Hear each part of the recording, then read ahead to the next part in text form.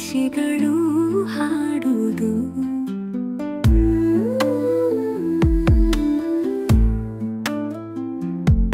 ಮಳೆಯ ಸೊಗಡು, ಮಣ್ಣಿನ ಸುಗಂಧ, ಹರಿಯುವ ನೀರು ನನ್ನ ಮನಸ್ಸು ತುಂಬಿ, ಅರಣ್ಯದಲ್ಲಿ ನಾವು ಕವಿತೆಯಂತೆ ಚಲಿಸುತ್ತೇವೆ. ನಮ್ಮೆಲ್ಲ ಕನಸುಗಳು ಅಲ್ಲಿ ನನಸಾಗಿ ಹೊಳೆಯುತ್ತವೆ.